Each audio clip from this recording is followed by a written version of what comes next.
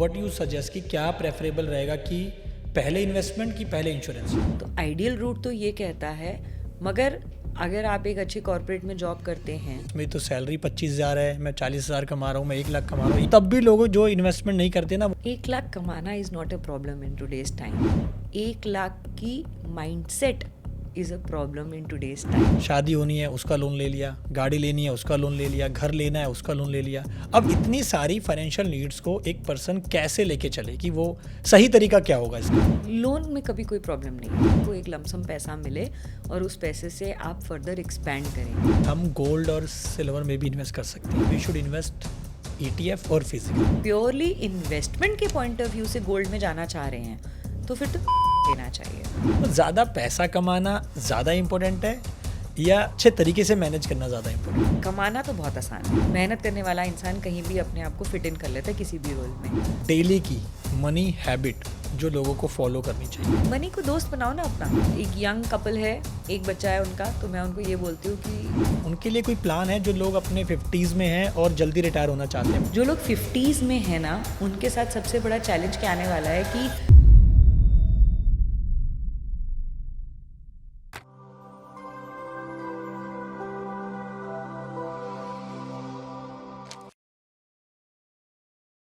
सभी लोग कहते हैं कि SIP करो, म्यूचुअल फंड में पैसा लगाओ या स्टॉक मार्केट में पैसा लगाओ, बट क्या आपको पता है कि इंश्योरेंस हमारे लिए कितना ज़रूरी है? हम इंश्योरेंस में अपनी लाइफ तो सेव करते ही हैं, साथ में कुछ एज अ इन्वेस्टमेंट भी पैसा कमाते हैं, एक अच्छी रिटर्न। तो गाइज आज हम डिस्कशन करने वाले हैं इन अहम मुद्दों पर, हेल्थ इंश्योरेंस, लाइफ इंश्योरेंस और म्यूचुअल फंड के बारे में, जिसके लिए आज मेरे साथ है एक्सपर्ट, एक वेल्थ एडवाइज़र हैं जिनको 15+ ईयर का एक्सपीरियंस है, गरिमा जी। गरिमा जी, बहुत बहुत स्वागत है आपका। Thank you so much for calling me on your show, it is a privilege. Ma'am I hope कि आज के पॉडकास्ट से ना, मतलब जो लोग 20,000 भी कमा रहे हैं, 1 लाख भी कमा रहे हैं, 20 लाख का पैकेज भी लेते हैं, तो उनको आज SIP, म्यूचुअल फंड, इंश्योरेंस के बारे में बहुत कुछ सीखने को मिलने वाला है। बिल्कुल, I will try my level best to decode it for everyone who is watching this show, कि बहुत आसान कर दे आपके लिए अपनी फाइनेंशियल प्लानिंग के लिए। जब हम इंश्योरेंस की बात करते हैं तो आपको पता ही है कि गवर्नमेंट ने तो इंश्योरेंस को डिस्करेज करने के लिए बेनिफिट तो नहीं दिया है इनकम टैक्स वगैरह में, टैक्सेशन वगैरह में, but how do you see this कि इसका क्या इम्पैक्ट होना चाहिए एज ए इंडिविजुअल के ऊपर, कितना सही है कितना गलत है? देखो, गवर्नमेंट ने जो अभी आप बात कर रहे हैं कि डिस्करेज करने के लिए नहीं ये नए टैक्स स्लैब बनाए हैं, जो न्यू रिजीम दिया है कि 12 लाख रुपए तक में आपको कोई डिडक्शन नहीं मिलेगी, उस चक्कर में ना, yes, being a financial planner for last 15 years I have seen a change in the mindset कि अब क्लाइंट ये कहते थे, पहले ना हम जनवरी फरवरी मार्च में ना बहुत बिजी रहते थे क्योंकि हर साल लोगों को 1.5 लाख की टैक्स सेविंग करनी होती थी, तो उस 1.5 लाख की टैक्स सेविंग के लिए लोग हमारे पास आते थे कि इंश्योरेंस करवा दो या टैक्स सेविंग फंड में दे दो या LIC करवा दो या ELSS म्यूचुअल फंड्स जो होते हैं उनमें इन्वेस्टमेंट करा दो। अभी वो प्रेशर नहीं आ रहा है, but at the same time is changing for every one. अगर आप 2020 कोविड के एक्सपीरियंस के बाद अगर पिछले 5 साल में कोई 100 लोगों का अगर डेटा सर्वे एनालिसिस करें, तो उन 100 लोगों में से ना आप लोगों को शायद 70 to 80% लोग ये बोल रहे होंगे कि हम अब म्यूचुअल फंड की SIP तो कर रहे हैं, पर हम अपने आप को बहुत ज़्यादा इंश्योर नहीं कर रहे हैं, लॉन्ग टर्म कमिटमेंट में नहीं आना चाह रहे हैं, but at the same time लोग उनमें एक घबराहट तो है कि अनसर्टेनिटी तो है। आज आप घर से बाहर निकलते हो, गाड़ी चलाते हो, रोड पे हो, आप ठीक चला रहे हो, आपको नहीं पता कि आपके साइड से कौन सा व्हीकल निकलेगा, कितनी तेज़ निकलेगा और वो आपको हिट करके जाएगा। वो इम्पैक्ट आपकी लाइफ में क्या देगा? आपको छोटी सी चोट लग सकती है तो आपको डॉक्टर के पास जाना पड़ेगा, ट्रीटमेंट कराना पड़ेगा। अगर आपके पास हेल्थ इंश्योरेंस है तो आपका वो पैसा पॉलिसी से निकल आएगा। अगर वो डैमेज थोड़ा सा ज़्यादा है, कोई लिम्ब लॉस है, कोई परमानेंट टोटल डिसेबिलिटी है, उसका मल्टीपल इम्पैक्ट ये होगा कि डॉक्टर का, हॉस्पिटल का तो जो खर्चा हुआ सो हुआ, आप काम पे नहीं जा पा रहे हो, income loss, and more over अगर आपके पास एक अच्छी लाइफ इंश्योरेंस पॉलिसी थी जिसमें आपने टोटल डिसेबिलिटी को कवर कराया था, तो ऐसे इंसिडेंट्स होने के बेसिस पे आपका जो भी कवरेज अमाउंट था, it could be 10 lakh, 15 lakh, 50 lakh, any amount जो प्रीमियम आपने दिया है अपने लाइफस्टाइल के हिसाब से, वो पैसा इस समय आपको मिल जाता, तो शायद आपका हर महीने का खर्चा वो उस पैसे से ईजिली पूरा हो जाता और आप 6 महीने में रिकवर होके वापस काम पे जब जाते तो आपको ये 6 महीने घर पे बैठना पेनफुल नहीं होता। Ma'am what do you suggest कि लाइफ इंश्योरेंस करना चाहिए कि हेल्थ इंश्योरेंस करना चाहिए या दोनों करने चाहिए? देखो, optimal combination of life and health insurance is required. Health insurance है क्या? हेल्थ वाइज बॉडी में कोई डिजीज़ आए, कोई चोट लगे, कोई फीवर वगैरह कुछ अनसर्टेन इशू आए, कोई ऑर्गन इशू आए, आप डॉक्टर के पास जाते हो, डॉक्टर कहता है एडमिट होना पड़ेगा और ट्रीटमेंट कॉस्ट है। हेल्थ इंश्योरेंस में ना आपके बैंक में कोई पैसा नहीं आता है, हॉस्पिटल के बिल्स को रीइंबर्समेंट मिलती है।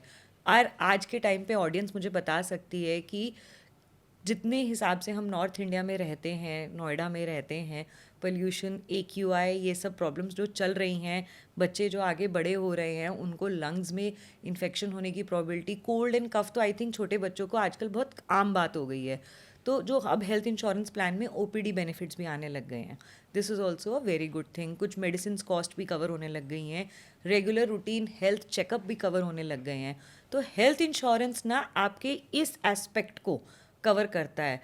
एंड ये बात बहुत जगह बताई गई है कि you are just one medical emergency away from becoming a poor person. आपने पिछले 10 साल में ना जो पूंजी जमा की थी और एक किडनी फेलियर, एक हार्ट फेलियर के इम्पैक्ट से ना आपकी सारी की सारी सेविंग उड़ जाती है।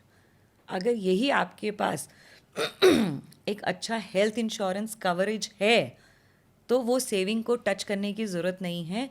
जो आप एनुअल प्रीमियम अपनी इंश्योरेंस पॉलिसी का देते हो और हॉस्पिटल में आप अपना खाली वो कार्ड दे देंगे तो आपका सारा ट्रीटमेंट हॉस्पिटल में आपके उस कार्ड से हो जाएगा ना। राइट। तो health insurance is definitely required but adequate. आप मेट्रो सिटी में रहते हैं, वहाँ के हॉस्पिटल के बिल्स का एक अंदाज़ा सबको होता है। परिवार में कोई ना कोई तो है जो कभी ना कभी रिसेंटली में हॉस्पिटल में होके आया होगा। Right right. एक आजकल नी कैप्स चेंज कराने का बहुत ट्रेंड चल रहा है, आई वुड से। तो 2.5 लाख रुपए से 3 लाख रुपए में एक नी की सर्जरी होती है। तो अगर 2 नीज की सर्जरी है और आपके पेरेंट्स शायद वो अब कंट्रीब्यूट नहीं कर रहे हैं फाइनेंशियल उसमें वेलबींग में घर की, बट उनकी रिक्वायरमेंट तो आ रही है ना मेडिकली, और उनकी सर्जरी करानी है, तो आपके पास 5 लाख रुपए आपके सेविंग से ही तो जाएंगे अगर उनकी हेल्थ इंश्योरेंस नहीं ले रखी। राइट। एक सबसे बड़ा मिथ है मैम ये, जैसे मैं फाइनेंशियल बैकग्राउंड से ही हूँ, तो लोग क्या सोचते हैं कि मैं लाइफ इंश्योरेंस का प्रीमियम पे कर दूंगा बट मेरे को रिटर्न कहाँ मिलेगा। उनके सबसे बड़ा एक माइंड में रहता है कि भाई मुझे कितना रिटर्न मिलेगा, क्या परसेंटेज है। उनको अब ये कौन समझाए कि life insurance is about to secure your life. Yes, so अभी मैंने हेल्थ इंश्योरेंस के तो बहुत सारे एस्पेक्ट बता दिए। अब मुझे एक छोटी सी बात बताएं, आपने पूछा था कि हेल्थ लेना चाहिए या लाइफ।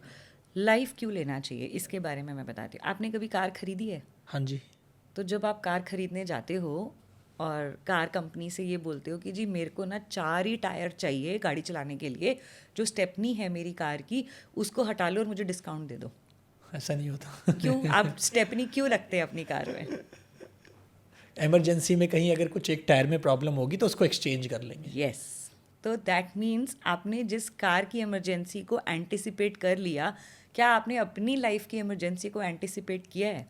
हम रोज़ घर से सुबह काम करने निकलते हैं, क्या हम स्टैम्प पेपर पे अपने घर पे लिख के ये दे के आ सकते हैं कि मैं आज शाम को इतने बजे आऊँगी या आऊँगा? क्या हम एक्सटर्नल फैक्टर्स को इग्नोर कर सकते हैं लाइफ में? तो लाइफ इंश्योरेंस ना मल्टीपल तरीके से ले सकते हैं। जो purest form of term insurance जो होता है वो बहुत चीप होता है। उसमें बहुत सारे फीचर्स अब आ गए हैं कि आपको रिटर्न ऑफ प्रीमियम चाहिए या उसको यूलिप के साथ कंबाइन करके आप ले सकते हैं, तो उसमें रिटर्न भी बन जाती है। मगर जो आपकी जिस एज पे आप एंटर कर रहे हैं और जो लाइफ इंश्योरेंस की कॉस्ट आ रही है, जितने सालों के लिए ले रहे हैं, वो कॉस्ट तो आपकी मोर्टेलिटी चार्जेस में काउंट होती है कि इतना पैसा तो आपके इंश्योरेंस में जाएगा ही जाएगा। जब आपने कार खरीदी तो स्टेपनी की कॉस्ट आपकी कंपनी ने आपसे ले ली है। राइट। ऐसे ही आप इसमें रिटर्न्स को ना ध्यान में दें। आप ये देखें कि आपने अपनी इमरजेंसी को कवर करा है, और कभी कुछ हुआ मुझे तो मैं हर रोज़ जो बाहर जाके पैसे कमाता हूँ ना, मेरी ये पॉलिसी वो पैसे ना मेरे घर वालों को दे देगी, ताकि मेरी कमी इमोशनली फील हो, फाइनेंशियली ना फील हो। राइट, सही बोला आपने मैम। लेकिन जो हम प्रीमियम देते हैं so it is up to the age factor. मतलब जैसे 20 साल का कोई पर्सन है उसका प्रीमियम अलग आता है, 30 साल वाले का अलग, 40 वाले का अलग, 50। ऐसा क्यों डिफरेंस है ऐसा? Because of standardization of health. आज आप 20 की अगर बात करें तो that person is free of any illness, उसको बीपी नहीं है, उसको शुगर नहीं है, उसके बॉडी पार्ट्स फिट हैं, और अगर वो हेल्थ फ्रीक भी है तो वो शायद लंबा जिएगा। तो इसलिए कंपनी को ये कैलकुलेट करना होता है कि 20 साल का जो बंदा एंटर कर रहा है हमारी कंपनी में, उसकी लाइफ स्टैंडर्ड है। एट द सेम टाइम जो 30 का है, उसने शायद बहुत दुनिया एक्सप्लोर कर रखी है, वो अल्कोहल भी कंज्यूम करता होगा, स्मोकिंग भी करता होगा, हेल्थ वाइज भी उसके eating habits, lifestyle habits different हैं, तो उनका भी एक अलग चैलेंज है। And as you age, you are more closer to your end age of life. अब 50 साल का कोई टर्म लेने जाएंगे तो उनके लिए ये कहा जाएगा कि 50 to 70 तक ही तो उन्हें कवर करना है। बट कोई 20 वाला लेने जाएगा तो एक तो वो बहुत लंबे टाइम की पॉलिसी लेगा, क्योंकि कवर तो वो भी 70 तक करेगा, उसका प्रीमियम 50 साल में डिस्ट्रीब्यूट हो गया, 50 वाले का सिर्फ 20 साल में डिस्ट्रीब्यूट हुआ। कवर दोनों ने 1 करोड़ का लिया है, पर कंपनी के लिए 50 वाले को 20 साल में डिस्ट्रीब्यूट करना है, हेल्थ के फैक्टर्स देखने हैं। अगर उन्हें बीपी शुगर है तो वो बीमार जल्दी हो सकते हैं, बीमार होंगे तो शायद उनका कवर क्लेम आ सकता है, 20 साल वाले का क्लेम नहीं आने की चांसेस होंगे। सो यू प्रेफर कि लोगों को टर्म इंश्योरेंस भी लेना चाहिए? मैंडेटरी है, मैंडेटरी है। एक ना सेफ्टी नेट का कॉन्सेप्ट आजकल बहुत कॉमनली चल रहा है और बहुत लोग इस बारे में बहुत जगह इन्फॉर्मेशन भी पा रहे होंगे। एक कॉमन पर्सन जब कमाना शुरू करता है तो उसकी कुछ प्लानिंग होनी चाहिए फाइनेंशियल की, जिस प्लानिंग में सबसे पहली चीज़ आती है कि आपका सेफ्टी नेट आपने टिक कर लिया है कि नहीं। तो सेफ्टी नेट में क्या आता है कि अगर आप जॉब करते हैं या आप बिजनेस करते हैं तो आने वाले 5-6 महीने का पैसा आपके पास as cash form, that could be in liquid funds, that could be in FDs, that could be in saving account, that could be with your family members in the form of their FD, parents को security दे दी हो।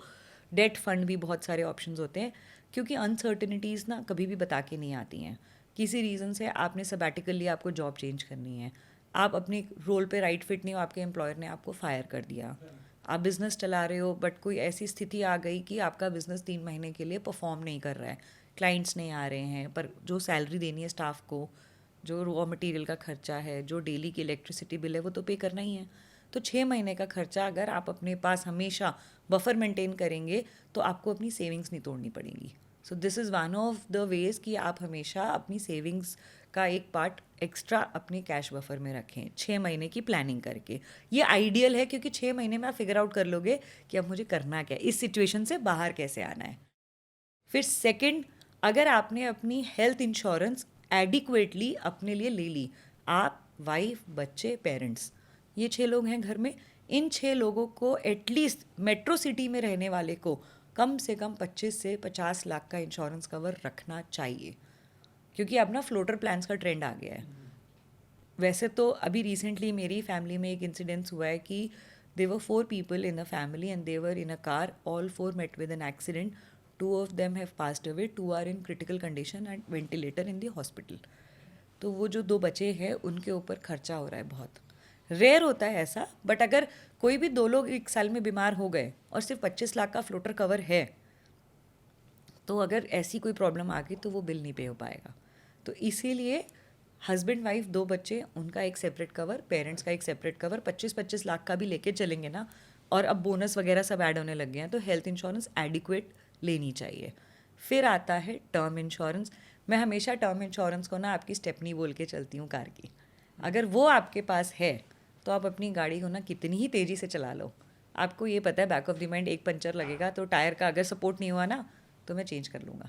Practically जैसे हम लोग भी guide करते हैं क्लाइंट्स को कई बार, तो उसमें देखा गया है मैंने कि जो हम प्रीमियम देते हैं, if you talk about term insurance, तो उसके अंदर जो कई बार क्या होता है, जो रिटर्न ऑफ प्रीमियम आप बात कर रहे हैं कि आपको 10 साल तक प्रीमियम देना है टर्म इंश्योरेंस का, फिर उसके बाद आपको मतलब 30 साल पे करने के बाद कुछ रिटर्न हो जाएगा। लेकिन इसके अंदर ना कुछ कई लोग कहते हैं कि इंश्योरेंस कंपनी कुछ स्कैम कर रही है। रीज़न क्योंकि वो पहले से ही आपसे ना इतना ज़्यादा प्रीमियम चार्ज कर लेती हैं कि बाद में आपको वही पैसा आपको ही देती हैं। तो ये स्कैम नहीं है ना, ये तो क्लैरिटी है। आपने रिटर्न, देखो 2 चीज़ें हैं, एक ये है कि कंपनी ने ये एज्यूम किया कि दीपक जी ने आज एक टर्म प्लान लिया है, उस टर्म प्लान में उन्होंने अपनी 50 साल की ज़िंदगी कवर करी है और 15 साल का प्रीमियम पेइंग टर्म रखा है। 15 साल निकलने के बाद तो कोई स्ट्रेस नहीं है कंपनी को, क्योंकि अब तो आपका प्रीमियम आ गया है। मगर अगर कोई वाई है, जेड है, उनको 5 साल बाद ही कोई इमरजेंसी हो गई, कोई एक्सीडेंट हो गया, नेचुरल डेथ हो गई, कंपनी ने उनसे सिर्फ 2 या 2.5 लाख का प्रीमियम लिया था और उनको 1 करोड़ का कवर देना था।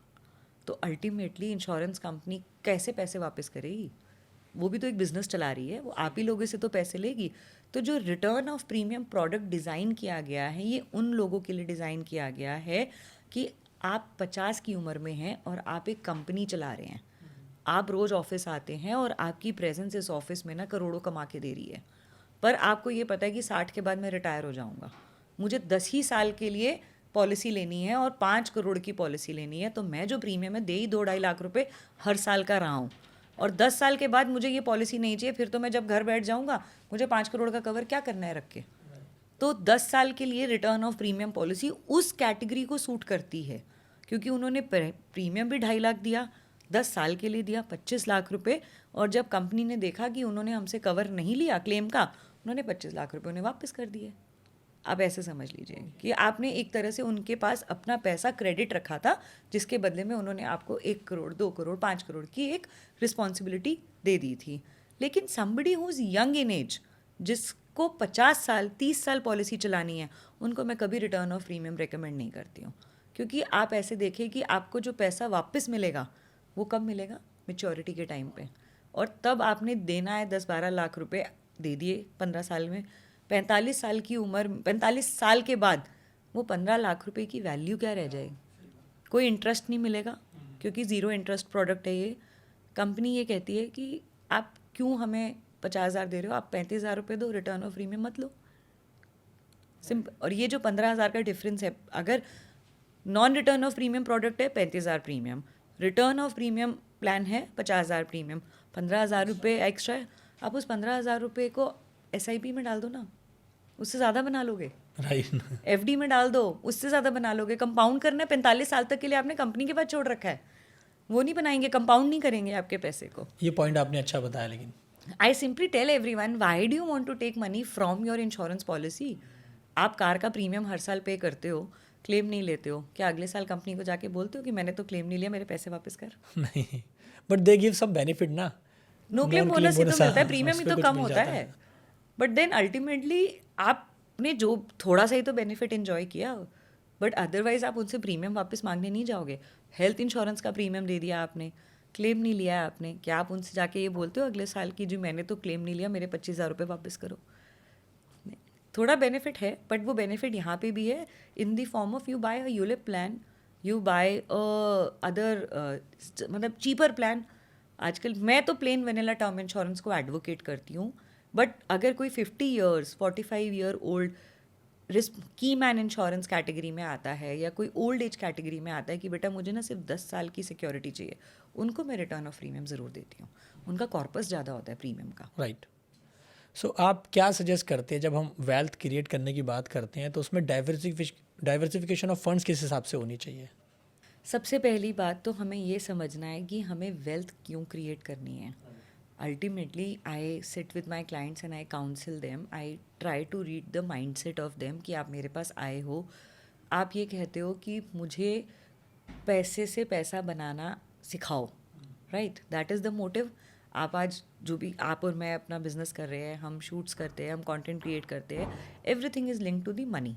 We earn money, but how do we manage the money? That is the whole process. What is the reason behind managing that money? आपने कहा मुझे कि मुझसे वेल्थ बनानी है। आप आज अगर 40 की एज में हैं, आपको वेल्थ 50 पे चाहिए, 60 पे चाहिए, 70 पे चाहिए, ये आपको डिफ़ाइन करना है।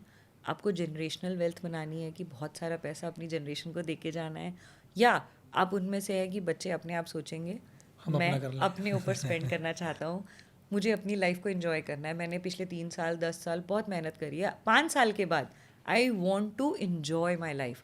सो that is how I tell them कि you have to diversify short term goals, medium term goals and long term goals. उन गोल्स को आपको ऐसे प्लान करना है कि जो 3 साल में अचीव करने हैं, 5 से 7 साल में, या कुछ गोल्स जो यंग पेरेंट्स हैं जिनका ये प्लान है कि मेरे बच्चे जब 18 के हों तो अच्छे कॉलेज में जाएं, that is a long term goal. तो उसके लिए जो हम फंड्स या जो इंस्ट्रूमेंट सिलेक्ट करेंगे, वो हम ऐसे सिलेक्ट करेंगे जिसमें उन्हें कंपाउंडिंग का मैक्सिमम बेनिफिट मिले। और जब पता है कि मंजिल 18 साल दूर है तो रिस्क लेने में डरना क्यों? People come to me and say कि कुछ ऐसी इन्वेस्टमेंट ऑप्शन देना जहाँ बिल्कुल रिस्क ना हो पर रिटर्न बेस्ट हो. Two things are opposite to each other. If you have to have both the things then you have to decide the रास्ता कितना लंबा है. उस हिसाब से हम डाइवर्सिफाई करके चलते हैं. फिर डाइवर्सिफिकेशन के there are many tools, large cap, mid cap, small cap, equity, debt, gold, real estate. कितना कैश कंपोनेंट होना चाहिए आपके पूरे पोर्टफोलियो का ताकि कल को मार्केट डिप हो तो आप फटाफट इन्वेस्ट कर लो. उस टाइम पे बाइंग करनी चाहिए डिप्स में. तो there are multiple ways but it varies as per the individual need. And सबसे बड़ा जो चैलेंज है ना, इंडिविजुअल को अपनी नीड नहीं पता है. वो नीड को हमें अवेयर कराना है. तो this is the motive when we sit. हम उनके फाइनेंशियल डॉक्टर्स बन जाते हैं और उनको बैठा के ना पहले काउंसिल करते हैं कि give us the answers of few questions कि इस पैसे से क्या उम्मीद है. फिर उसके हिसाब से रास्ता डिज़ाइन करते हैं. सो डू यू प्रेफर कि लोग अपना पैसा जो है स्टॉक मार्केट के साथ साथ म्यूचुअल फंड में ज़्यादा लगाएं कि स्टॉक मार्केट में लगाएं? अब इसका भी बहुत आसान तरीका है. आप मुझे एक छोटी सी बात बताओ. आपको ट्रैवल करना बहुत पसंद है पर ट्रैवलिंग के टाइम पे ना आपके साथ चैलेंज ये है कि भाई मैं ना इनोवा चलाता हूँ और मैं इनोवा चलाने में बहुत कंफर्टेबल हूँ, लेकिन कल ना मुझे हाई स्पीड ट्रेन से बैठ के आगरा जाना है जो कि मुझे 1 घंटे में पहुँचा देगी. तो आप ये कंटेम्पलेट कर रहे हो कि मैं अपनी इनोवा में बैठूंगा तो मैं 3 घंटे में पहुंचूंगा, लेकिन मैं यहाँ से स्टेशन जाऊंगा और वो हाई स्पीड ट्रेन का चलाने वाला ड्राइवर एफिशिएंट है और वो मुझे 1 घंटे में पहुंचा देगा. तो आपको कोई तीसरा आके ये बोलेगा कि इतना सोच क्यों रहा है, ट्रेन में बैठ और जा. सो this is what is actually in mutual funds and stock. आपको अगर अपनी ट्रेन खुद चलानी आती है, आप स्टॉक्स को एनालिसिस खुद कर सकते हो, फंडामेंटल्स, टेक्निकल डॉक्यूमेंटेशन उनकी पढ़ सकते हो, रेशियोज़ को समझ सकते हो, you should go with the stocks. But if you want good returns of equity and you don't know how to ride your own train, then please go to mutual funds. Because वहाँ train चलाने वाला ना fund manager बैठा है, आपके हिसाब से वो आपको स्कीम सजेस्ट करके आपका इन्वेस्टमेंट डिज़ाइन कर देगा वो. तो that is the difference between कि आप दोनों, अगर आपको दोनों करना है आप दोनों करो. पहले म्यूचुअल फंड से स्टार्ट करो, थोड़ा इक्विटी को टेस्ट करो, मार्केट के अप्स एंड डाउन्स के साथ अपने आप को एडजस्ट करो, उसको एब्जॉर्ब करो and then start investing into stocks. हम इन 15 सालों में, आपको 15 साल से ज़्यादा का एक्सपीरियंस है, तो उसमें कोई ऐसा एग्जाम्पल दो जिसकी आपने एक वेल्थ में हेल्प की हो क्रिएट करने में करोड़ों रुपए में. बिल्कुल. क्या फंड था, उसका अमाउंट भी अगर बताओ तो. कुछ तो एक नहीं, मेरे पास ऐसे आई थिंक न्यूमरस एग्जाम्पल्स हैं, बट एक मैं बहुत अच्छे से बता सकती हूँ. एक मेरी बहुत अच्छी क्लाइंट है, I will not take the name of hers, अगर वो ये सुनेंगी तो पहचान जाएंगी कि मैं उनकी बात कर रही हूँ. 2017 में she met me with a reference and वो गवर्नमेंट प्रोफाइल पे हैं, बहुत अच्छी, उनके हस्बैंड भी गवर्नमेंट जॉब में हैं एंड अच्छे, दोनों की सैलरी स्लैब्स बहुत अच्छे हैं. तो वो मेरे किसी रेफरेंस से जब मेरे पास आए, उन्होंने मुझसे पूछा कि Garima how can you help me. तो आई टोल्ड हर कि I will help you design the portfolio. She said आप मुझे कितनी रिटर्न एश्योर कर दोगे. मैंने कहा देखो मार्केट बेस्ड रिटर्न्स में अगर हम इन्वेस्ट करेंगे तो I can just give you a fair idea, but मैं रिटर्न में तो नहीं दे पाऊँगी कुछ. देन कन्वर्सेशन अच्छी रही तो शी गॉट इंटरेस्टेड. मुझे भी नहीं पता था कि उनकी कैपेसिटी कितना बड़ा पोर्टफोलियो करने की है. उन्होंने मुझे कहा कि ठीक है मैं तुम पे टेस्ट करूँगी. तो उन्होंने मुझे 1.5 लाख रुपए से इन्वेस्टमेंट स्टार्ट करी और उन्होंने मेरे को टेस्ट किया. और टेस्ट का तरीका आप सुनेंगे तो मज़ेदार. उन्होंने मेरे सामने बैंक की वो खोली ऐप, 1.5 लाख रुपए मेरे तरफ इन्वेस्ट किए और 1.5 लाख रुपए की FD करी. अच्छा. और ये बोला कि आज ये डेट है, एग्जैक्ट 1 साल के बाद मैं और तुम यहाँ बैठेंगे और मैं इधर अपनी बैंक की FD खोलूँगी और उधर तुम अपनी मेरी इन्वेस्टमेंट खोलना. फिर देखेंगे कि तुमने मुझे कितना रिटर्न अल्फा जनरेट करके दिया है. तो दिस इज़ माई लर्निंग कि लोग ऐसे भी टेस्ट करते हैं. But I am very very thankful to her कि she gave me a hidden challenge. तो I was very vigilantly watching her portfolio. FD तो मुझे पता ही था क्या रिटर्न दे रही है. तो आई वॉज लाइक कि ठीक है. Cutting the long story short, 1 साल के बाद वो आई मेरे पास, बैठे. आप कुछ गेस कर सकते हैं कि हमारा रिजल्ट क्या रहा होगा. म्यूचुअल फंड में डाले थे पैसे?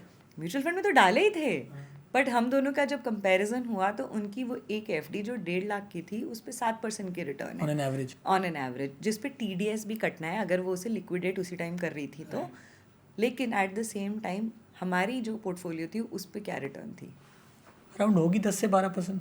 17%। अच्छा। उस समय तो उनके 7% के मुकाबले मैंने उन्हें 17% का रिटर्न दिया, जिसमें मैंने कोई स्विचिंग नहीं करी, कुछ नहीं, जस्ट एज पर दी मार्केट ट्रेंड्स मैंने 2 अच्छे फंड्स पिक किए थे। मैंने एक स्मॉल कैप लिया था, एक मिड कैप लिया था।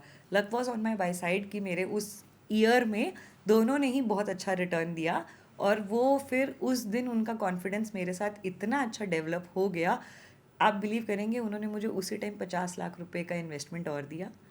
And today I am sitting with her on a portfolio of more than 5 crore. Okay.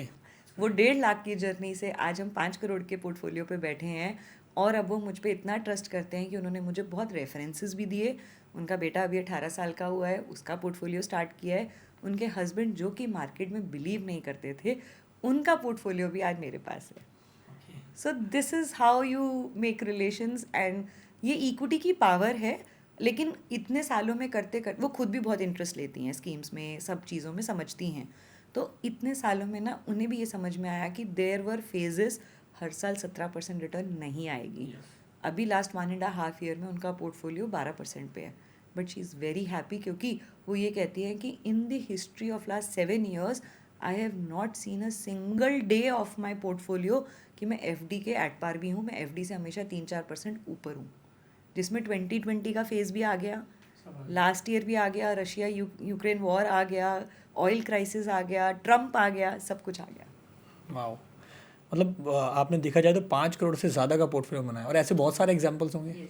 ऐसे ही एक छोटा सा एग्जाम्पल और है, वो भी बहुत स्वीट है। This girl, she is now working in a very good professional company.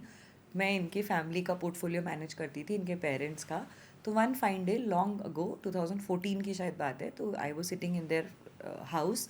तो उनके फादर ने मुझे बोला, जो मेरे क्लाइंट है, कि मेरी डॉटर का भी इन्वेस्टमेंट स्टार्ट करा दो। At that time she was in college, तो पॉकेट मनी मिलती होती थी।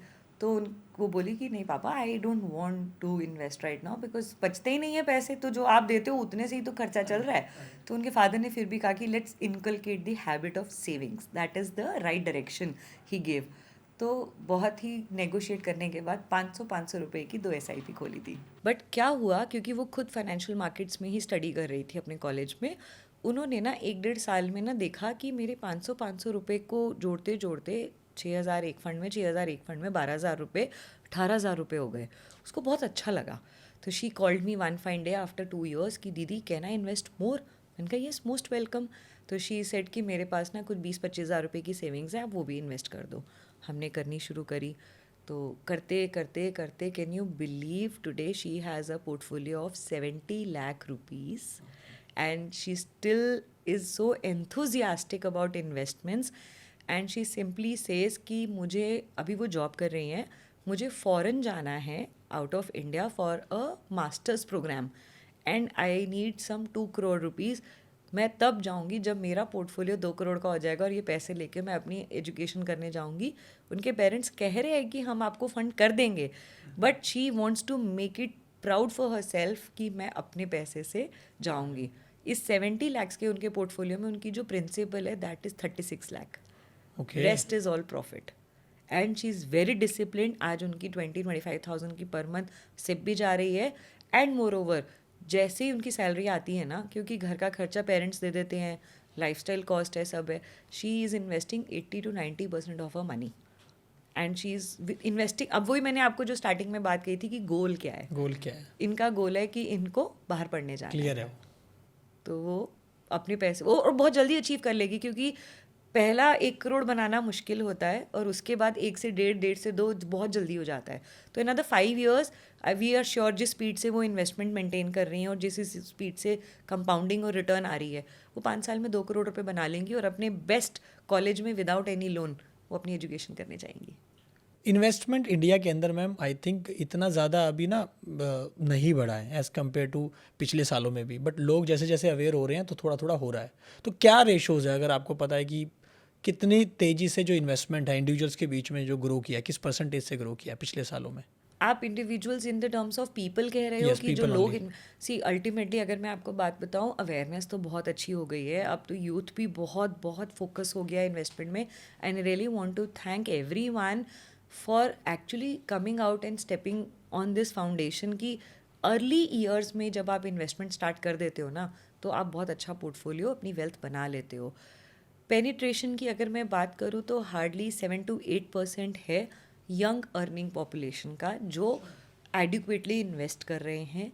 इन्वेस्टमेंट और सेविंग्स का ना बहुत बड़ा डिफरेंस है जो बहुत लोगों को अभी पता नहीं है.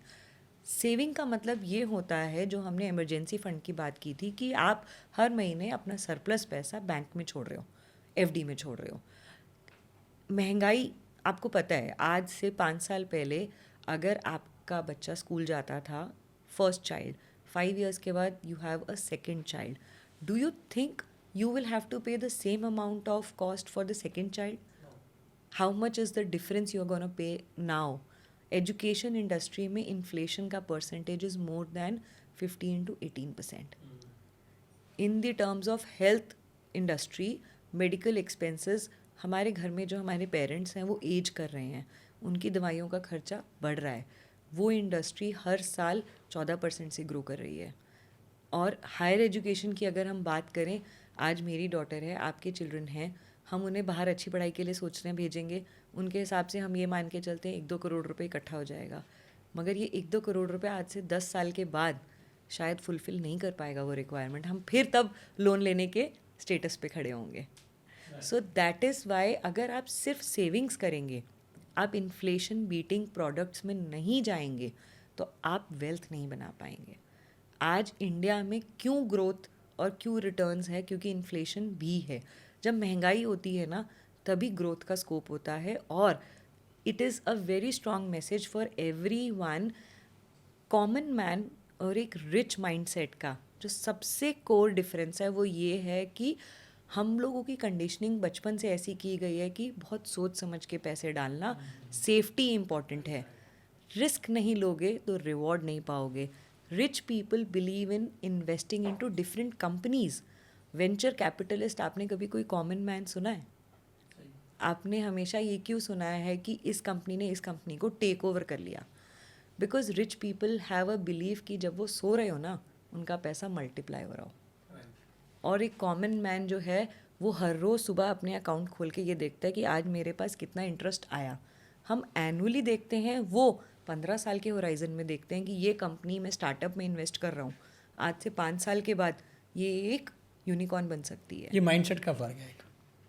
तो रिस्क लेना ज़रूरी है, ऑप्टिमल लेना है, एडिक्वेट लेना है अपनी एपेटाइट के हिसाब से. मगर एपेटाइट को भी तो बड़ा करना हमें ही आना चाहिए. क्या 5 साल के बच्चे की भूख और एक 15 साल के बच्चे की भूख सेम है? नहीं. तो एपेटाइट बढ़ी ना उसकी, जैसे जैसे उसने एज करी, ऐसे इनकम बढ़ रही है, तो रिस्क एपेटाइट भी बढ़ाओ ना. एंड सबसे बड़ा factor, riches invest first and then think about other expenses. जो एवरेज माइंडसेट है वो पहले अमीर होना चाहता है, फिर इन्वेस्ट करना चाहता है.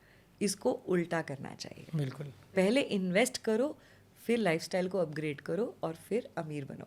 लेकिन बहुत सारे लोग ये कहते हैं, मतलब ब्लेम गेम करते रहते हैं कि बस मेरी तो सैलरी 25,000 है, मैं 40,000 कमा रहा हूँ, मैं 1 लाख कमा रहा हूँ. इवन रिस्पेक्टिव आप चाहे 10 लाख भी कमा रहे हो, तब भी लोग जो इन्वेस्टमेंट नहीं करते ना, वो उनका बस यही ब्लेम रहेगा. 1 लाख कमाना is not a problem in today's time. 1 lakh की mindset is a problem in today's time. आपका वो माइंडसेट अगर ग्रोइंग नहीं है, आप अपनी स्किल्स को अपग्रेड नहीं करना चाह रहे हो. आप 25,000 से स्टार्ट किए हो, आपके ऑफिस में और भी तो लोग थे जिन्होंने 25 से स्टार्ट किया, आज वो 50 पे क्यों हैं? क्या उनकी जर्नी पहचानी है आपने? उन्होंने ना सीखना नहीं छोड़ा. They were developing their skills, they became favourite of their bosses and they got promotions. आपको भी वही करना पड़ेगा कि आपको अपने स्किल्स पे काम करना पड़ेगा, आपको परफॉर्मेंस अच्छी देनी पड़ेगी. एंड जो अच्छा परफॉर्म करेगा, क्या उसको अप्रिसिएशन और अप्रेजल्स नहीं मिलेंगे? So that is one key factor when you have to realise कि ये करना है कि अपने स्किल्स को upgrade. Second, there is a trap called expense trap, जो कि बहुत लोगों को नहीं पता है. सोशल मीडिया का आजकल इतना इम्पैक्ट है कि आपने देखा न्यू ईयर आ रहा है, ये भी घूमने चला गया, वो भी कोई घूमने चला गया, वो भी घूमने हम भी चला चलेंगे। गया, हमें भी जाना चाहिए। बट क्या आपने ये रियलाइज़ किया कि आप अभी 1 महीने पहले भी घूमने गए थे, आपने वहाँ पे अपना बजट स्पेंड कर लिया, तब आपके घर में आपकी एनिवर्सरी थी या बर्थडे था, आप तब हो आए, तो ज़रूरी है क्या कि सब लोग न्यू ईयर पे जा रहे हैं तो आपको भी जाना है? It is not important. You have to realise कि क्या आपने अपने बजट्स को प्लान किया। अब आप यहाँ क्या करोगे, आप क्रेडिट कार्ड से एक्स्ट्रा स्पेंड करोगे। जब आप क्रेडिट कार्ड को ओवर स्पेंड करोगे तो अगले महीने जनवरी 2026 में उसको पे करने के लिए कहीं से उधार मांगोगे। उधार मांगोगे तो आप उससे अगले महीने की अपनी जो पैसे हैं उसको डिस्टर्ब कर लोगे। सो this is again a impactful circle. तो हम ना इस ट्रैप का पार्ट बनते जा रहे हैं। एंड वही वाली बात आ जाती है जो मैं सबको समझाती हूँ कि every individual has different way of living life. किसी को वो हॉलीडे बहुत आसानी से करनी पड़ रही है, उसको कोई पॉकेट पे प्रॉब्लम नहीं आ रही है। Don't look at the way they are enjoying, look at the way they are earning. उनका सोर्स ऑफ इनकम क्या है? क्या आपने अपने यंग एज में कभी ये सोचा है कि मुझे सेकंड इनकम सोर्स होना चाहिए?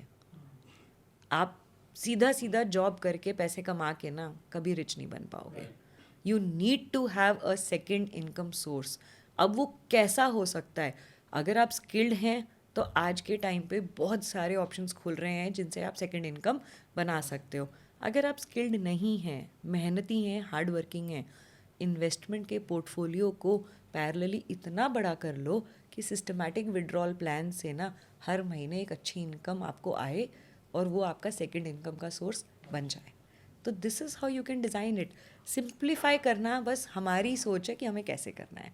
एंड इसके लिए प्रोफेशनल्स की हेल्प ले लेनी चाहिए जो वेल्थ प्लानर हैं, जो आपको अच्छे से गाइड करते हैं। आप उनके पास जब जाते हैं ना, तो मैं सबको ये कहती हूँ कि पहले या तो अपना पूरा नॉलेज उनके आगे रख दो, तो उन्हें ये आसानी हो जाएगी समझ पाना कि आपके लिए क्या सही है। या फिर एक ब्लैंक कैनवस की तरह जाओ, कुछ और नहीं जो पता वो बता रहे हैं ना वही से। उसको सुन के आ जाओ। सो आपकी, जैसे आप इतने सारे लोगों से मिलते हो, डील करते हो कस्टमर को, तो सबसे पहली एडवाइस क्या रहती है मनी को लेकर? माइंडसेट, क्या चाहते हो इस मनी से? कि ये आपके पास 1 लाख रुपए की सैलरी है, 1 लाख रुपए कम नहीं है। गवर्नमेंट ने क्यों 12 लाख रुपए को टैक्स फ्री रखा है? क्योंकि वो ये एक्सपेक्ट करती है कि एक एवरेज इंडियन अगर 1 लाख रुपए महीना कमा रहा है, और आजकल तो कपल दोनों ही कमा रहे हैं, तो 12-12 लाख रुपए, 24 लाख रुपए एक हाउस होल्ड में आ रहे हैं ना, they can live a very happy life. But you have to plan it accordingly. तो मैं सबको ये समझाती हूँ कि आपके उस 1 लाख रुपए में से आपका रेंट, आपका मंथली ग्रॉसरी, आपकी बेसिक नीड्स को हटाने के बाद जो पैसा बच रहा है, पहले उस पैसे में से ना इन्वेस्टमेंट को डिज़ाइन करो। और फिर इन्वेस्टमेंट को ऐसे डिज़ाइन करो कि short term, medium, long term goals को एलोकेट कर दो वो पैसा। उसके बाद जो पैसा बच रहा है, देन उससे आप लग्जरी बनाओ ना अपनी लाइफ में, अपग्रेड करो ना, छोटे से बड़े घर में जाओ, पुराने से नए फ़ोन को लेकर आओ, छोटी गाड़ी से बड़ी गाड़ी करो, बच्चे को अच्छे स्कूल में डालो। ये लग्जरी आती है। लग्जरी किसी को देख के नहीं बनानी चाहिए, लग्जरी अपनी पॉकेट से बनानी चाहिए। और क्यों नहीं लग्जरी इन्जॉय करे, मैं तो सबको सपोर्ट करती हूँ। Short term goal, can you believe मैंने मेरे क्लाइंट्स को कैसे कैसे बना के दिए हैं। There is a client, young है, मैरिड है और बहुत मस्त है, फैमिली का बिजनेस है, तो पैसे की कोई प्रॉब्लम नहीं है, बट थोड़ा सा खुद पे भी इंजॉय करने का शौक है उनको। तो हस्बैंड वाइफ ने 10-10 हज़ार रुपये की सिप स्टार्ट कर रखी है अलग से, और वो हर साल उस सिप को विड्रॉ करके ना वेकेशन पे जाते हैं। Yes, that is a short term goal. तो आई टेल देम कि okay, that is good, this is a way to enjoy your life. और उन्हें शौक है घूमने का, तो 1,20,000 एक का, 1,20,000 एक का, 2.5 लाख रुपये, 2,40,000 प्लस इंटरेस्ट ऐड करके 2.5 लाख रुपये में 4 दिन की अच्छी इंटरनेशनल हॉलीडे दोनों हस्बैंड वाइफ हर साल करके आते हैं। अपनी एनिवर्सरी पे स्टार्ट करते हैं, अगली एनिवर्सरी पे घूमाते हैं। ऐसे ही एक और क्लासिक एग्जाम्पल है, एक यंग बच्चा 21 साल का, उसके फादर ने उसकी सिर्फ 15 साल की उम्र से स्टार्ट कर रखी थी। उसको 21 साल में अब वो एडल्ट हो गया है, उसके साइनिंग चलने लग गए हैं, उसको पता है उसके पास पोर्टफोलियो कितना है। ज़बरदस्ती अपने फादर से 5,000 की एक सिप एक्स्ट्रा स्टार्ट कराई है। क्यों? उसे हर साल फ़ोन अपग्रेड करना होता है। तो शॉर्ट टर्म गोल उसका ये है कि हर साल वो मुझे फ़ोन करके अपने बर्थडे पे कहता है, दीदी मेरे इतने पैसे निकाल दो, मुझे फ़ोन खरीदना है। And he gives himself a new phone. IPhone he upgrade कराता रहता है। अब मार्केट में इतना कुछ आ रहा है कि आप ट्रेंडी बच्चों को ट्रेंड को फॉलो करने को तो रोक नहीं सकते हो, बट अगर आपने उसे प्लान कर लिया तो इट मेक्स इट ईजियर। अब मीडियम टर्म में बात करते हैं। आज आप अगर Hyundai क्रेटा चला रहे हैं, and you aim to buy a SUV bigger segment, that goal is 5 years from now, 3 years from now. Break the cost, calculate the interest, and at least इतना कि आपको लोन भी लेना है टैक्सेशन के पॉइंट ऑफ व्यू से, लो जो आपने फंड करना है अपना पर्सनल अमाउंट उस कार को बाय करने में, उतने का पैसा 3 साल में इकट्ठा हो जाए, वो मीडियम टर्म गोल बन गया. आप गाड़ी लो ना, अपग्रेड करो अपने लाइफस्टाइल को. और लॉन्ग टर्म गोल में किसी को मकान घर लेना है, किसी को ज्वेलरी लेनी है, किसी को बच्चे की शादी करनी है, बहुत सारे एग्जाम्पल्स हैं. But link your planning with your goal. ये मनी माइंडसेट मैं सबको एडवाइस करती हूँ कि let's just pen it down. लिखने लगेंगे ना बहुत आसान हो जाएगा. मैम मुझे ना इस बात का बहुत देर में रियलाइज़ हुआ. मतलब इसमें मैं अपना एक एग्जांपल शेयर करता हूँ कि मेरे को एक प्रॉपर्टी लेनी थी. लास्ट ईयर की बात है. सो मैंने एक SIP कराई थी 2019 में. 19 में कराई, 20 21 2-3 साल चली वो. तो उसमें अच्छा खासा थोड़ा फंड एक्यूमुलेट हो गया था. तो जब मेरे को प्रॉपर्टी लेनी थी ना, मैंने यार सोचा कि इतने की प्रॉपर्टी है, सपोज 35 लाख की, तो मैं पैसे कहाँ से लाऊं. तब मुझे ध्यान आया कि मेरे पास तो पैसे पड़े हुए हैं. उसमें से मैंने 10-12 लाख रुपए निकाले. तो मतलब जो मुझे लग रहा था कि इतना बर्डन होना चाहिए, जहाँ पे मैं 30 लाख का लोन लेता, वहाँ पे मैंने कम लोन लिया और वो पैसा मैंने इन्वेस्टमेंट में डाल दिया. बिल्कुल सही बात है. सो आपने वो SIP शायद कोई एम के बिना करी थी, मगर वो आपके राइट नीड पे काम आ गई. इससे अच्छी बात और क्या हो सकती है. तो ऐसे ही पोर्टफोलियो जब डिज़ाइन होता है तो बहुत लोगों को नहीं पता कि उनके क्या गोल्स हो सकते हैं. तो अपने एक्स्ट्रा सरप्लस मनी को इन्वेस्ट करो, एंड देन फिर उसमें लिमिटेशंस मत लगाओ कि रिस्क नहीं लेना है, ये टाइम पे विड्रॉ करना है. पैसा अच्छा चल रहा है और पैसे की ज़रूरत नहीं है तो लेट इट ग्रो, क्यों निकालना है. एंड सबसे बड़ी बात जो मैं आज इस चैनल पे सबको समझाना चाहती हूँ, ऐप्स, फिनटेक ऐप्स बन गई हैं, आपके पोर्टफोलियोज उस पर आपको दिख रहे हैं. Please stop looking at it daily.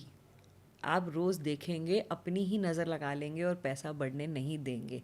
एक छोटा सा एग्जाम्पल दो, आपके घर में प्लांट्स हैं जी. तो जब आप नर्सरी से ख़रीदने जाते हो प्लांट, तो अगर आपकी वाइफ या आपके फैमिली में जो भी लोग उसे ख़रीदते होंगे, तो वो क्या देख के ख़रीदते हैं. प्लांट है, घर में लगाएंगे इसको. नहीं, बड़ा सा लेकर आओगे, इंडोर लाओगे, आउटडोर लाओगे, छोटा सैपलिंग लाओगे, छोटा लाओगे ना. तो जब आपने लाके उसे रख दिया, क्या आप रोज इंच टेप लेके उसमें नापते हो? आज 1 सेंटीमीटर बना, कल 2 सेंटीमीटर बना, ऐसे उसको नापते हो? नहीं. उसे ग्रो होने देते हो? आपने अगर एक फ्लावर वाला प्लांट लिया, आपने उसे लगा लिया और माली ने आपको ये बोला कि 15 से 20 दिन में फूल आएंगे, तो आप 15-20 दिन तक क्या रोज़ उस फूल के सामने जाके बैठ जाओगे कि तू कब आएगा भाई? नहीं ना. तो यही प्रॉब्लम हमारे कॉमन लोगों में हो रही है. जब से ये फिनटेक ऐप्स जो हैं उन लोगों के पास आई है ना, और उनको फ़ोन पे वो लॉगिन्स मिल गए हैं, people open it daily and they start watching the growth.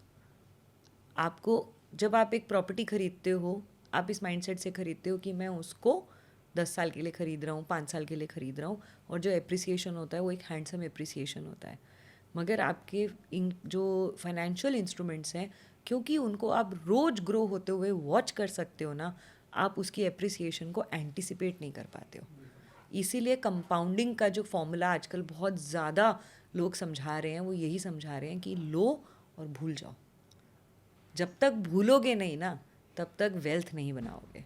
ऐसा कहते भी है कि compounding is the 8th wonder. Yes yes yes. And it can only work if you let it work. If you will get into the way of compounding, it can give you the negative returns as well. बहुत जल्दी जल्दी आप fund switch करते हो, आपने exit ले लिया, liquidity के चक्कर में पैसे जल्दी विड्रॉ कर लिए कोई इमरजेंसी की वजह से, तो सारा पैसा जो आपका गोल है वो अचीव नहीं होगा. कई लोग क्या करते हैं, जैसे मंथली SIP भी कराते हैं और कुछ मंथली ऐसा इंश्योरेंस प्लान भी कर लेते हैं. सो व्हाट यू सजेस्ट कि क्या प्रेफरेबल रहेगा, कि पहले इन्वेस्टमेंट की पहले इंश्योरेंस? पहले इन्वेस्टमेंट और पहले इंश्योरेंस बहुत इंटरेस्टिंग क्वेश्चन है, और ये आपकी और मेरी नीड्स के हिसाब से वेरी भी करेगा. सेफ्टी नेट की जैसे मैंने बात की थी, तो वहाँ पे ना एक बेसिक टर्म प्लान, एक बेसिक हेल्थ इंश्योरेंस आता है. अगर आपने ये ले लिया, इसको लेने के बाद आपके पास सरप्लस पैसा बच रहा है, फिर आप उसको इन्वेस्ट करें. तो आइडियल रूट तो ये कहता है, मगर अगर आप एक अच्छे कॉर्पोरेट में जॉब करते हैं और आपको हेल्थ इंश्योरेंस आपकी कंपनी से बहुत अच्छा मिला हुआ है, तो आप उसको थोड़े टाइम के लिए अवॉइड भी कर सकते हैं. बट अल्टीमेटली जिस भी दिन आप वो जॉब छोड़ेंगे, तो ये ध्यान आपको रखना है कि आपके पास इंश्योरेंस नहीं होगी. तो दैट इज़ वाई आपके पास कॉम्बिनेशन ऑफ बोथ रहना चाहिए, क्योंकि जिस दिन जॉब छोड़ेंगे इंश्योरेंस तो जाएगी, सैलरी भी तो नहीं होगी. तो इन्वेस्टमेंट करी होगी तो वही पैसा तो काम आएगा। तो दोनों ही चीज़ें बराबर के लिए चाहिए आपको। सो इट डिपेंड्स आपकी जर्नी में आप कहाँ कहाँ पैसे किस बास्केट में कितने टाइमली डाल पा रहे हैं। तो सेफ्टी नेट के बाद सब कुछ आपके लाइफस्टाइल, आपके माइंडसेट के ऊपर डिपेंड करता है और आपके एम के ऊपर डिपेंड करता है कि आपको क्या लेना चाहिए। लेकिन मिडिल क्लास का ना कुछ एक ऐसा लगता है कि अलग ही ट्रैप में फंसे हुए हैं। जैसे कि शादी होनी है उसका लोन ले लिया, गाड़ी लेनी है उसका लोन ले लिया, घर लेना है उसका लोन ले लिया। अब इतनी सारी फाइनेंशियल नीड्स को एक पर्सन कैसे लेके चले कि वो सही तरीका क्या होगा इसका? लोन में कभी कोई प्रॉब्लम नहीं है। लोन कंपनीज डिज़ाइन ही इसीलिए की गई हैं कि बहुत कम इंटरेस्ट रेट पे आपको एक लमसम पैसा मिले और उस पैसे से आप फर्दर एक्सपैंड करें। तो लोन लेने को मैं कभी मना नहीं करती हूँ, बट उधार के पैसे पे लग्जरी एंजॉय करने को मैं मना करती हूँ। आप लोन लेके आईफोन 17 ले आओ, आप लोन लेके यूरोप का ट्रिप कराओ, आप लोन लेके जिस गाड़ी को आप चला रहे हो वो आपके लिए बिल्कुल एप्ट है, फिर भी क्योंकि आपके दोस्त ने बड़ी गाड़ी ले ली तो आपने लोन बढ़ा लिया। इस चीज़ को हम मना करते हैं। तो ट्रैप जो मिडिल क्लास एक फैमिली फंसी हुई है ना, वो सोशल प्रेशर से फंसी हुई है। लिमिटेड लोन्स होने चाहिए, एक दो लोन्स लो, हाउसिंग लोन लेना चाहिए। हाउसिंग लोन में आपको टैक्सेशन का बहुत बेनिफिट मिलता है। अपने सीए के साथ प्लानिंग करें which will work in your favour. Education loan लेना चाहिए बिकॉज एजुकेशन लोन में आप अपने बच्चों को मोटिवेट करते हो कि जब उनकी एजुकेशन पूरी हो जाए फिर वो उस लोन को रीपे करें, उसका बर्डन आपके रिटायरिंग एज पे ना आए। बिकॉज अक्सर रिटायरमेंट एज और बच्चों का एजुकेशन लोन आसपास पड़ता है। तो जब बच्चे बाहर पढ़ने चले गए, आपने उनके लिए लोन, उनको नहीं मिलता है, लोन आपके नाम पे मिलता है क्योंकि आप उसके गारंटीड होते हैं, गारंटर होते हैं। तो आपको रिटायरमेंट फ़ंड करनी है या एजुकेशन फ़ंड करनी है, ये तो आपके हाथ में है ना। तो एजुकेशन लोन प्रमोट करती हूँ मैं। बच्चे ही भरें अपना पैसा, जिन्होंने पढ़ाई करी है अच्छी जॉब करेंगे। आप रिटायरमेंट का पैसा अपने पास रखो और उससे अपनी लाइफ को एंजॉय करो। So I advocate loans but limited, wise and for the needful. Business expand करना है, लो ना लोन, क्यों नहीं करना बिजनेस? अगर आपको दिख रहा है कि आप 15% की रिटर्न या 40% की रिटर्न उस लोन से निकाल लोगे तो 8.5% का लोन लेने में बुराई क्या है? What is the harm? 8.5 का ब्याज दो, बाकी के पैसे को अपने ऊपर एंजॉय करो, अपने प्रॉफिट्स कमाओ, कंपनी बड़ी करो और लोगों को एम्प्लॉयमेंट दोगे, फेमस हो जाओगे। लोग ना आजकल प्रेफर करते हैं कि बहुत सारी वीडियोस देख लेते हैं इंस्टाग्राम पे या यूट्यूब पे, शॉर्ट्स देख लेते हैं और वो खुद से सोचते हैं कि हम खुद ही ऐसा प्लान कर लेते हैं, अपनी एसआईपी कर लेते हैं। लेकिन उसमें फिर वो कहीं ना कहीं फंस जाते हैं। तो क्या गलती करते हैं हम खुद से अगर एसआईपी करते हैं तो? अभी एक डेटा आया है ना 2024 के जून जुलाई से लेके अभी हम दिसंबर 2025 में बैठे हैं। जितने भी लोगों ने डायरेक्ट स्कीम्स में खुद इन्वेस्ट किया था, एसआईपीज़ की थी, उसमें 70 to 80% विड्रॉल्स हुए हैं। उन लोगों ने एसआईपीज़ अपनी रोक दी हैं क्योंकि 1.5 साल से ना मार्केट ने रिटर्न्स नहीं दिए हैं। सो that is the problem, that कि आप अपनी प्लानिंग जब आप खुद करते हो तो आप ना वन एंगल से प्लान करते हो कि आपको क्या अच्छा लग रहा है, but at the same time आपके लिए अच्छा क्या है ये आपसे ज़्यादा आपका वेल्थ प्लानर डिसाइड कर सकता है। और वो आपको हैंड होल्डिंग के साथ ये गाइड कर सकता है कि जब मार्केट में करेक्शंस आई हुई हैं और आप एसआईपी में पैसा डाल रहे हो तो आप सस्ते में यूनिट खरीद रहे हो और आप एक्यूमुलेट कर रहे हो ज़्यादा यूनिट। 6-8 महीने बाद मार्केट ने वापस से रिटर्न दे देनी है, लेकिन जब आपने सस्ते में सेल लगी हुई थी, आपने यूनिट्स इकट्ठे कर लिए, आपको ना 6 महीने बाद बहुत अच्छा प्रॉफिट दिखेगा। तो रुक जाओ, बंद मत करो। डायरेक्ट कस्टमर को ये बात नहीं समझ में आती। सेकेंडली, एक वीडियो सुनी उसमें एक स्कीम का नाम आया, दूसरी वीडियो सुनी दूसरी स्कीम का नाम आया, तीसरी सुनी तीसरी स्कीम का नाम आया। आपने ना कहा मेरे पास पैसे पड़े हैं, सब ने 5-5 हज़ार की सिप खोल ली विदाउट रियलाइजिंग कि वो तीनों ही स्कीम्स एक ही कैटेगरी के थी और आपका पूरा 15,000 रुपये अल्टीमेटली एक ही टाइप ऑफ पोर्टफोलियो में चला गया। डाइवर्सिफाई नहीं कर पाए क्योंकि आपको वीडियो से फंड का नाम तो मिल गया, उस फंड की स्ट्रैटेजी नहीं पता चल पाई।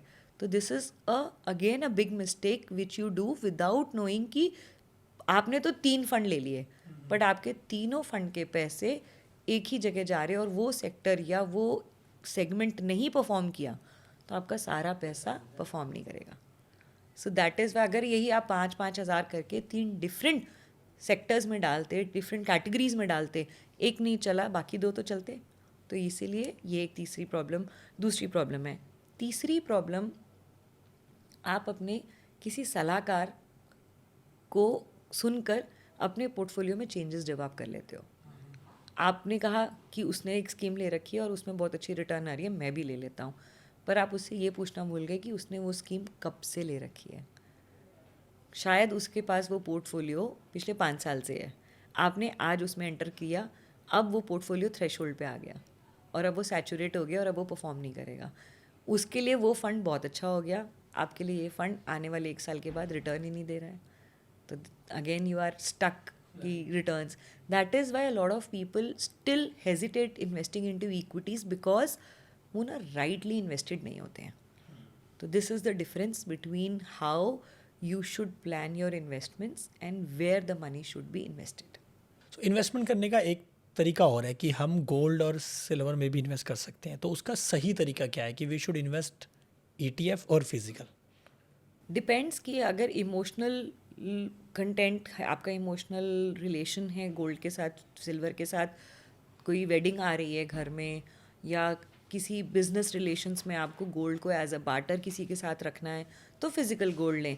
मगर अगर प्योरली इन्वेस्टमेंट के पॉइंट ऑफ व्यू से गोल्ड में जाना चाह रहे हैं, तो फिर तो ETF लेना चाहिए, बिकॉज ETF में आपको गोल्ड को कहीं रखने की रिस्पॉन्सिबिलिटी नहीं है, कोई ज्वेलरी नहीं बनवानी है, कोई वेडिंग नहीं आ रही है, कोई ऑर्नामेंट्स का कोई फेस्टिवल का टाइम नहीं है, तो ETF में लेना चाहिए।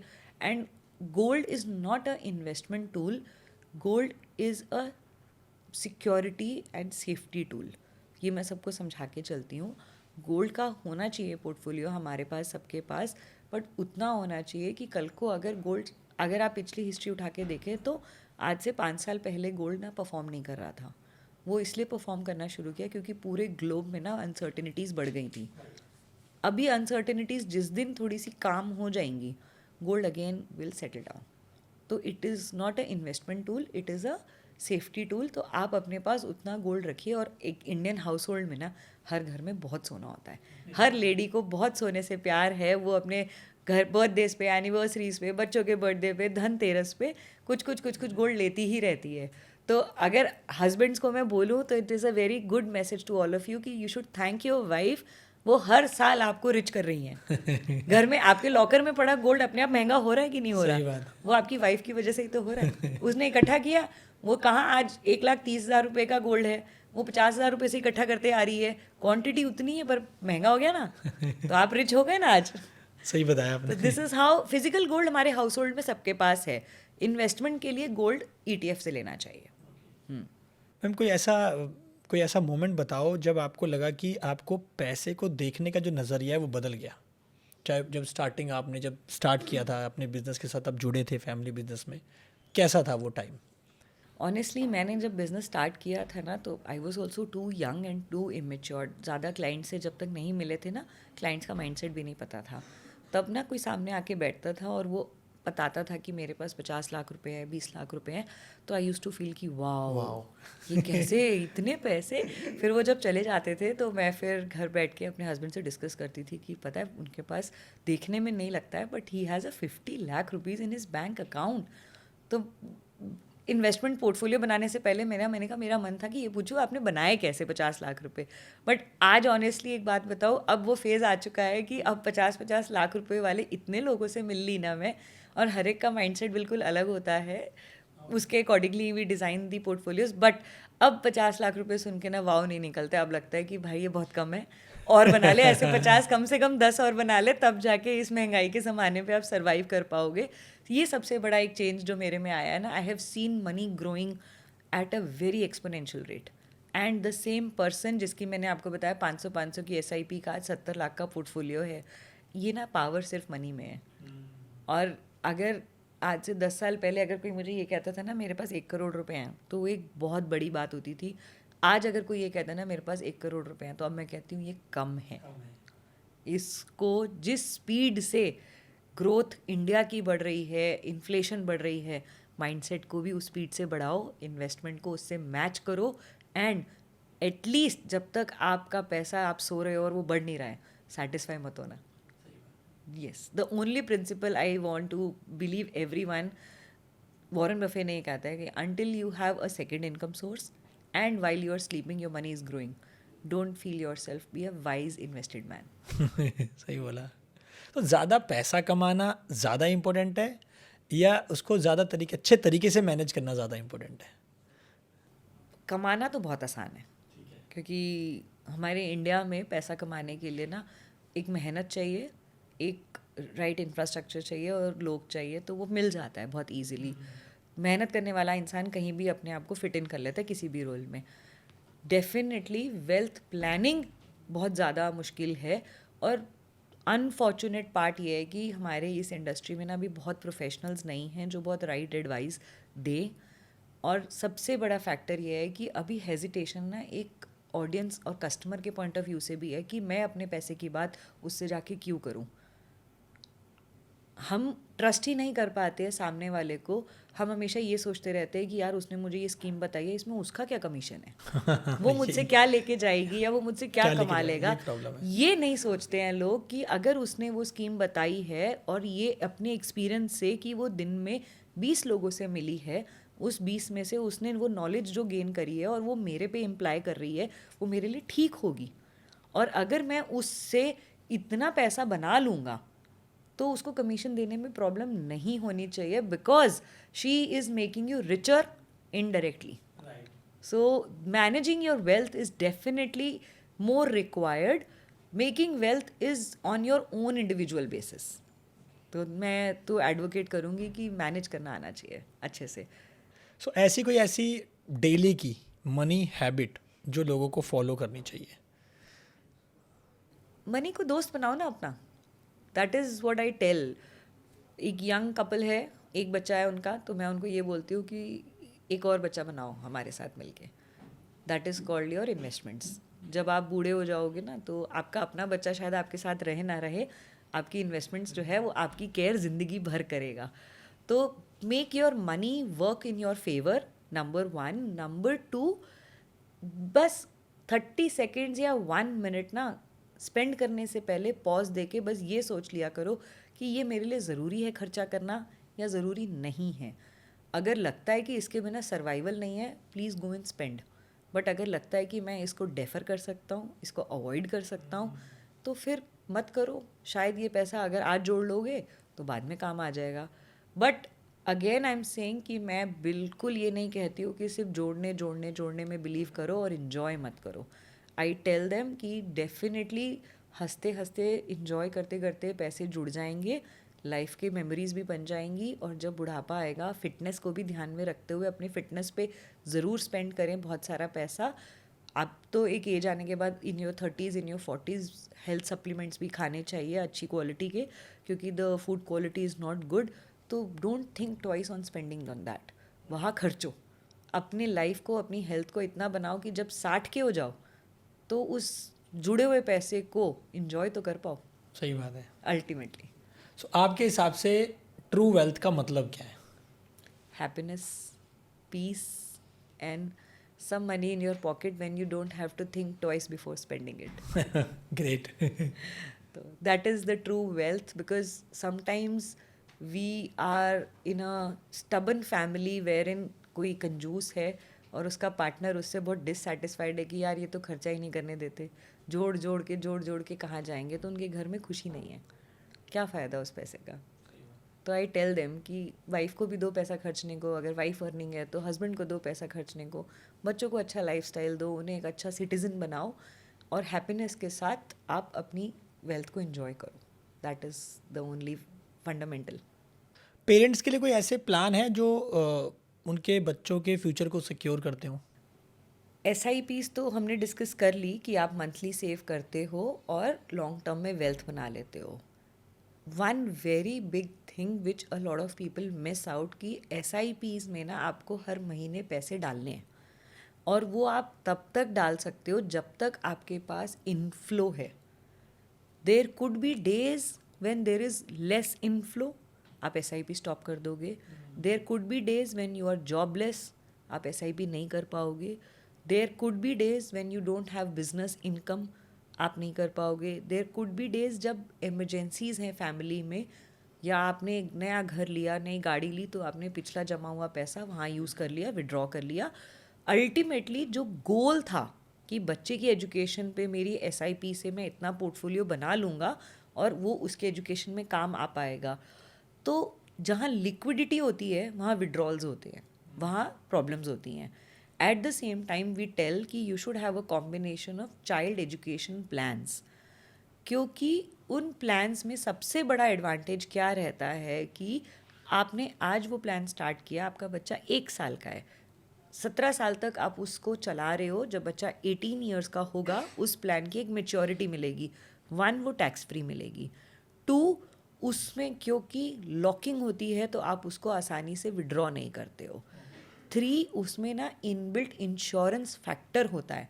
वो फैक्टर ये कहता है कि God forbid during the 17 years any of the parent unfortunately dies या is not able to pay because of any total disability, permanent disability, तो वो जो फर्दर उसका जो फंडिंग है वो कंपनी पे करेगी और जो मेच्योरिटी पे पैसा मिलना है वो बच्चे को मिलेगा ही मिलेगा. तो एक गारंटी हो जाती है उसमें कि अनसर्टिनिटी सिक्योर हो गई. एंड लास्ट सबसे बड़ा इम्पॉर्टेंट फैक्टर क्या है कि इमोशनल कंटेंट, कि आपने ना वो पॉलिसी अपने बच्चे की एजुकेशन के लिए ली थी. आप शायद नीडफुल टाइम पे बहुत सारे प्रोडक्ट्स तोड़ लोगे, उसको नहीं तोड़ोगे क्योंकि आपको ये पता है कि मेरा बच्चा इस साल में 18 का होगा और ये पॉलिसी ना उसकी एजुकेशन के लिए रुकावट नहीं बनेगी. तो you emotionally don't withdraw that. तो ये सारे फैक्टर्स को ध्यान में रखते हुए there are many child plans, one should definitely take it. Wealth advisers को लेके मैम बहुत सारे मिथ होते हैं, शेयर करो प्लीज़. सबसे बड़ा मिथ तो ये है कि ये वो मेन्यू कार्ड में ना वो वाला खाना ऑर्डर करते हैं जो सबसे महंगा है. उस पर कमीशन ज़्यादा मिलेगा. कमीशन ज़्यादा है. तो this is again a myth I want to break for everyone कि देखो, पहले तो you will associate with a wealth manager only if you match the vibe with them. आप किसी के रिकमेंडेशन पे किसी से मिलने चले तो जाओगे, शायद थोड़ा बहुत इन्वेस्टमेंट स्टार्ट भी कर दोगे, लेकिन अगर आपकी और उनकी माइंडसेट मैच नहीं करेगी तो आप उनके साथ लंबा नहीं चलोगे. तो वन इज़ दिस. सेकंड, अगर वो आप उसके साथ रिलेशन में जुड़ गए लंबा, आपकी और उनकी अच्छे से एनर्जी सिनर्जी सब मैच कर गई, तो हमेशा ये ध्यान रखना कि उसका एक नज़रिया ये है कि अगर मैंने आज उनको पैसे कमा के दिए तो वो मुझसे कभी दूर नहीं जाएगा. तो मैं उसके लिए बेस्ट काम करूं, सिर्फ अपना ना देख के उसका भी फ़ायदा देखूं ताकि वो मेरे पास बार बार आए. वेल्थ मैनेजर का काम है इन्वेस्टमेंट कराना. किसकी इन्वेस्टमेंट? क्लाइंट के पैसे की. क्लाइंट का पैसा हर साल बढ़ रहा है, आप हर साल इनकम कमा रहे हो, हर साल अप्रिशिएट कर रहे हो, तो जो एक्स्ट्रा पैसा है, बढ़ा हुआ पैसा, उसको किसी और के पास क्यों लेके जाओगे? अगर एक ही वेल्थ एडवाइज़र आपको सेटिस्फाई कर रहा है तो वो बढ़ा हुआ पैसा आप घूम फिर के वापस वहीं तो लेके जाओगे. तो एक वेल्थ एडवाइज़र ना कभी इस एंगल से नहीं सोचेगा कि मैं आज सारे पैसे कमा लूँ, आने वाले 5 साल का नुकसान कर लूँ. उसको ये पता है कि आज आप मुझसे 5 लाख की इन्वेस्टमेंट कर रहे हो, आप कल 15 भी कर सकते हो, किसी और को साथ लेकर आओगे वो भी 15 कर लेगा, और 5 साल के बाद आप उसको 1 करोड़ भी बना सकते हो, क्योंकि आप भी ग्रो कर रहे हो, हम भी ग्रो कर रहे हैं. So this is the mind set. सो ये मिथ ब्रेक करना बहुत ज़रूरी है कि हम एज वेल्थ एडवाइज़र्स आपका फ़ायदा पहला देखते हैं, अपना फ़ायदा बाद में देखते हैं. फ्री में तो कोई भी काम नहीं करेगा, मगर आटे में नमक समझ में आता है, नमक में आटा नहीं समझ में आता. तो जो वेल्थ एडवाइज़र अगर नमक में आटा डाल के दे रहा है वो बहुत जल्दी समझ में आ जाता है, तो लोग उससे छूट जाते हैं. सो हमने बात करी कि आप अगर 20s में हो तो क्या इन्वेस्टमेंट करिए, 30s में हो, 40s में हो. उनके लिए कोई प्लान है जो लोग अपने 50s में हैं और जल्दी रिटायर होना चाहते हैं, मतलब 10 साल में या 15 साल में, तो उनके पास ऐसा कोई फंड तो होने वाला है नहीं? ये ना एक बहुत बड़ा गैप है जो बहुत लोग अभी इस चीज़ को रियलाइज़ नहीं कर पा रहे हैं. जो लोग 50s में हैं ना, उनके साथ सबसे बड़ा चैलेंज क्या आने वाला है कि उनके बच्चों की शादियां आने वाली हैं बहुत जल्दी, उनके बच्चों की हायर एजुकेशन आने वाली है बहुत जल्दी, एंड मोर ओवर उनकी रिटायरमेंट आने वाली है बहुत जल्दी. तो जो लोग तो रेंटेड अकोमोडेशंस में रह रहे हैं, उनका हर महीने खर्चा है, अपने बच्चों को बाहर भेजना है, बहुत सारे चैलेंजेस हैं. तो जब आप इस स्टेज पे हैं और आपने पिछले 30 सालों में जो अपनी 20 से 50 की जर्नी थी उसमें बहुत ज़्यादा पैसे अगर नहीं जोड़े हैं, तो this is a clear sign कि now is the time. Please aggressively अपनी इन्वेस्टमेंट्स को बढ़ा दें, ये 10 साल अपने खर्चे थोड़े कम कर लें और 10 साल से 15 साल के ऐसे प्लान्स ले लें जिसमें आज ही आपको एक पेंशन का रेट ना ब्लॉक हो जाता है, सो दैट आपको हर महीने एक फिक्स्ड इनकम की आदत है। तो जब आप 60-65 के होंगे ना, आपने अगर आज 50 की एज में एक पेंशन प्लान ले लिया तो 60-62 की एज से ना आपको एक रेगुलर पेंशन आने लग जाएगी, तो एक सेटिस्फैक्शन रहेगा कि okay I have some source of money. Secondly मैं उनको ये एडवाइस करती हूँ कि अपने बच्चों को उस हिसाब से प्रिपेयर करें कि वो अपने एजुकेशन लोन्स खुद लें, आप उनको एक बेसिक अमाउंट फंड करें ताकि उसकी रीपेमेंट वो खुद करें। हमेशा एक चीज़ का ध्यान रखना, रिटायरमेंट के लिए ना कभी लोन नहीं मिलता है, एजुकेशन के लिए लोन मिलता है। तो बच्चों, हम इंडियन पेरेंट्स इस कंडीशन से बड़े हो रहे हैं कि हम हर चीज़ अपने बच्चों को देना चाहते हैं at the cost of your own retirement. Please don't do that, make them independent and tell them कि बेटा मैंने इतने सालों में जो कमाया है ना, उससे मैं अपना भी पेट भरना चाहता हूँ और तुम्हें लायक बनाना चाहता हूँ कि तुम अपना पेट भर लो। ये बहुत ज़रूरी है। तो ऐसे में इन्वेस्टमेंट को एग्रेसिव करो, पेंशन प्लान्स लो, बच्चों के साथ से एजुकेशन प्लान ऐसे लो, और अब तो खैर बच्चे समझदार हो गए हैं, अपना वो शादी वगैरह पे बहुत ज़्यादा खर्चा नहीं करवाना चाहते। अब दे आर सॉर्टेड कि हमें तो एक छोटा सा सर्कल है, पार्टी करनी है या एक डेस्टिनेशन वेडिंग करनी है, and a lot of people are now getting married after their work life, तो वो खुद कमा के भी खर्च रहे हैं, तो वो एस्पेक्ट अब थोड़ा बेटर हो गया है, इंडिपेंडेंट माइंडसेट अच्छा आ गया है। तो ये थोड़ी थोड़ी सी प्रॉब्लम्स हैं, अगर इन पर अच्छे से गौर कर लेंगे ना, so they will make more money. So ma'am, one of the last lesson जो आप देना चाहो ऑडियंस को। लास्ट तो कभी नहीं हो सकता है लेसन, हाँ, क्योंकि आज के फाइनेंस फाइनेंस एक ऐसा डीप कॉन्सेप्ट है। सिंपल सी बात है जो मैं कहना चाहती हूँ कि अगर हम इन्वेस्टमेंट को सिंप्लीफाई कर देंगे तो शायद जर्नी बहुत आसान हो जाएगी, आप अपनी डेस्टिनेशन पे प्लान टाइम पे पहुँच जाओगे और जित पैसे के साथ आप रिटायर होना चाहते हो ना, वो गोल आप अचीव कर लोगे अगर आप गोल प्लानिंग अपने टाइम के साथ, अपने फंड फ्लो के साथ लिंक कर दोगे। This is as simple as that. जितना मैं सुनने में सिंपल बोल रही हूँ ना, करने में भी ये उतना ही सिंपल है। सबसे बड़ी बात, एक चीज़ का ध्यान रखें कि ट्रस्ट करें इस प्रोसेस को, क्योंकि लॉन्ग टर्म में वेल्थ बनती है, शॉर्ट टर्म में रिस्क आता है। तो लॉन्ग टर्म विजन रखें, वेल्थ बनाएं और कंपाउंडिंग का इंजॉय करें। Thank you ma'am for coming here and sharing your time. So guys, अगर आपको मैम से कनेक्ट करना है, उनकी एडवाइजरी आपको लेनी है, तो उनकी सारी डिटेल्स आपको कैप्शन में मिल जाएगी, प्लीज़ जाके पढ़ लेना और मैडम को फॉलो भी कर लेना। और गाइज़, अगर आपको इस पॉडकास्ट से कुछ भी वैल्यू एडिशन होता है तो please do share the video and subscribe the channel. तो मिलते हैं नेक्स्ट पॉडकास्ट में। Thank you. Thank you so much.